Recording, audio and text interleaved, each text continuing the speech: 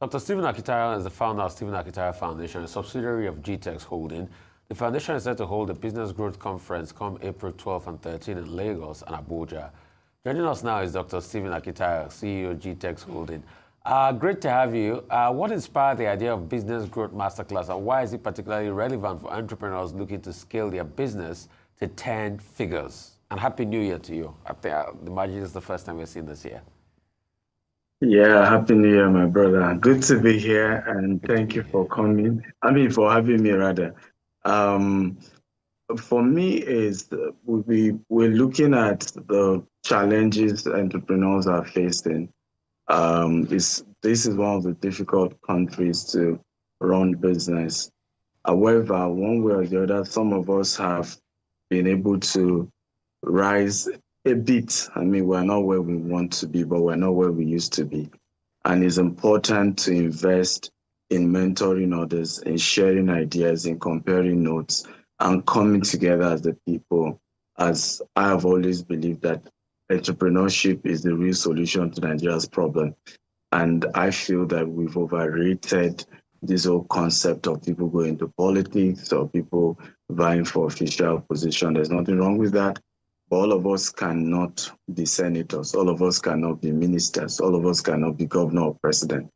We have a larger number of us that can become entrepreneurs, provide jobs, and help the economy to grow. So the Business Growth Conference is trying to address that and really share ideas that can help people grow their business both locally and internationally. Excellent. Happy New Year, Mr. Akintayo. Good to see you in 2025. So tell us, who is the ideal participant for this masterclass? Is it tailored for startups, established business owners, or a specific industry? So first of all, it is no longer a masterclass. It's now a conference, because again, the response you can't have masterclass once the population is over 300. We have almost 1,000 that will be coming for each of the locations. So we had to change it recently to a conference due to the volume of people coming for the event. But the type of people we're looking at, we want people basically who are either, at a MSMEs, small business owners, as well as leaders, C-suites of big organizations as well, because we're talking about business growth. And, growth is not a destination, it's a journey. And there is really no height to that. And we also want people in government as well to come, directors of, departments in government agencies, because like I've always advocated, we want government to run like a business. We want government agencies to run like a business. And some of the conversations there is, how do you put structure in place, from funding to branding to marketing to even accounting structures to customer service structures, and so many other things that businesses can do. And how do you provide the right kind of leadership that will make people want to work for you? Recently, I'm now the chairman of the organization. We now have a group CEO. But how do you build a system where people will be willing to come in and risk their career for the organization that you run, whether it's public or private? And so we are open to having people from all walks of life be part of it. Well, let me ask, what are the core financial principles that will be covered during the masterclass, and how can they help entrepreneurs scale sustainably while they also manage to minimize risks? I think one of it is really, how do you structure your business? I've shared with someone, I say, if our core business is not tying down physical assets in form of land and houses, we will have closed shop by now, right? I was sharing an issue that, it was the last week, we just got the lien lifted. For 1 whole year, we had one of our main accounts frozen for a whole year. If we didn't have certain type of structure, we were dead. And how did it happen? Some police officer and commissioner swear affidavit in one place in Akure, we don't even operate business there, over allegations that not a dime even came into our account. And that's how vicious drone business in Nigeria can be, right? An order can come from anywhere. And then you're asking yourself, it doesn't even make sense. But again, I'm realizing that it's also because those of us who are entrepreneurs aren't coming together.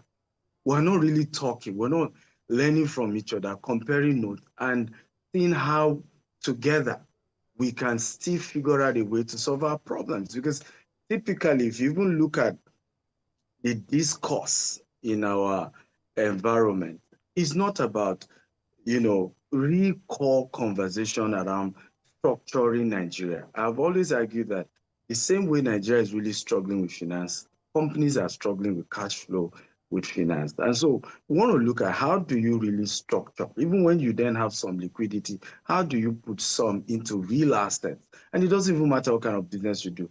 I've shared my experience is traveling to Silicon Valley in 2015. And I used to believe all these Google, Facebook, all these tech giants were just technology, only to go to Google campus, and it's over 200 acres. And it was like I was in a city. Same thing, I went to Yahoo campus, I went to Apple campus, and it dawned on me that these people really have physical assets that is worth billions of dollars. So when you are saying they are being rated, it's not just that the technology is good, it's that the real assets that they are putting in place, physical, tangible, is real. So these are also part of what we want to look at. Also, how funding as well. How do you attract funding, both institutional, both syndication? All of that are part of what hopefully we're looking at. All right. So is this masterclass, solely focused on private sector? Can public sector, can senior public officials, can they also benefit from this training? Absolutely. Like I said, we need to have, people in public sector take, their role as serious as it should be. I've always argued that Nigeria, economy generally will improve when those in the public sector begin to partner with the private sector. We are doing a $200 million expansion in the US. We're seeking permits for our property. I've had meetings where the people in the public sector were not talking to us as though they are doing us a favor. The people in the public sector are giving us advice. We've had one of our estates, they said, no, this your design shows that you can only have one entrance. We need you to have 3 entrances if we are going to approve, this your development. So you see people talking to you who genuinely want you to succeed. I have mayors calling me to say, come and invest in our place. How do we work together? We'll give you this support. We'll give you that support.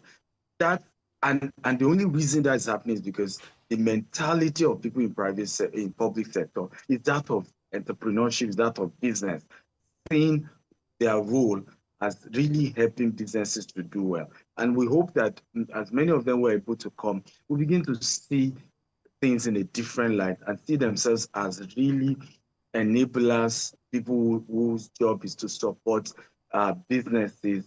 And it will begin to change things so that we don't make decisions that companies really, really struggle instead of thriving. And who will provide the jobs? It's not government, it's the private sector. Who will be able to generate enough cash flow in the system? When everybody talk about America, the middle class of America is really what makes America what it is. But mind you, who is paying the middle class is the big companies that are able to pay the middle class and put them in the position to pay their own taxes, and then the system keep thriving. All right, fantastic to hear about the system thriving. But given the current economic policies under President Tinubu's administration, do you believe Nigerian businesses have the right environment to scale successfully? So, at the moment it's tough, but I've always argued that we entrepreneurs, if you really don't see yourself as, like they say, champions eat challenges for breakfast, right? If you don't see yourself like that, then you can't be an entrepreneur. For us as entrepreneurs, our job is to keep looking for opportunities, even in challenges, right? Okay, subsidy had to go. What are the opportunities in that? You are seeing people say, okay, we can do gas. We can convert your cars, right, from just taking petrol to using gas.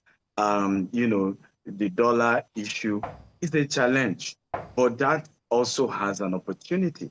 So for what I'm seeing here is that people are beginning to companies are finding a way to adapt, but is there a potential for growth? Absolutely.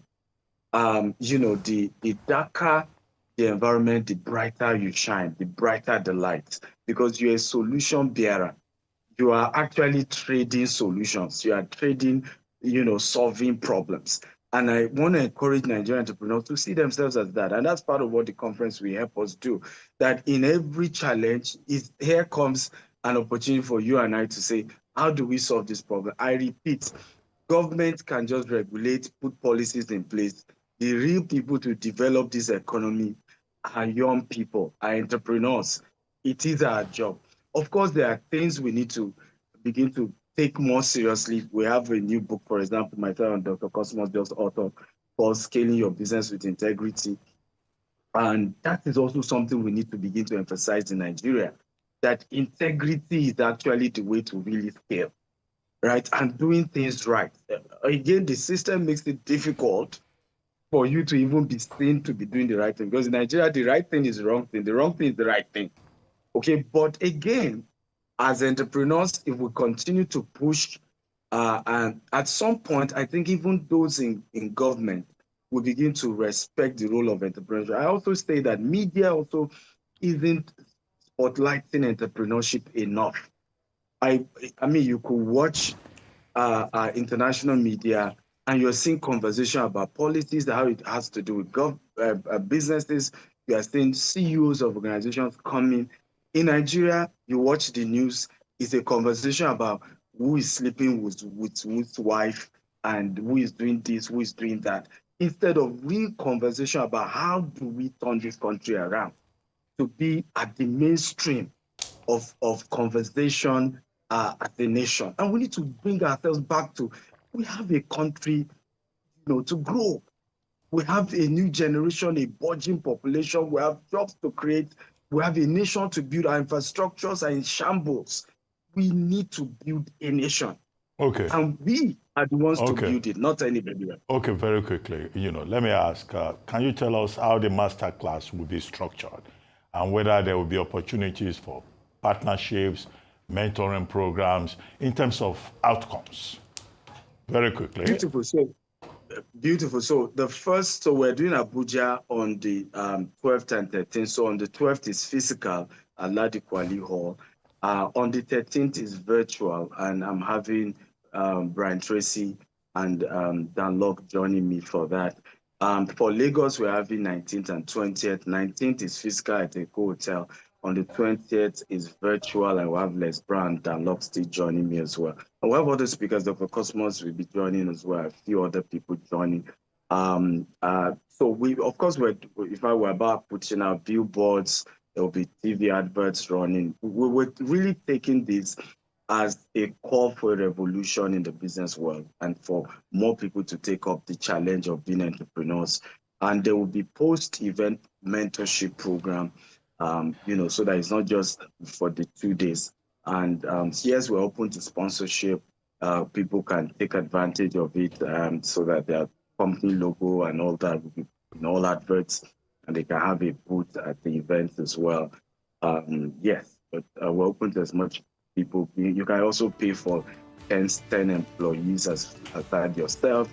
We also have a VIP session that will be having a lot of dinner and then interaction, networking, and question and answer, and discussing some even high-level conversation for those who are at the VIP session. Yeah.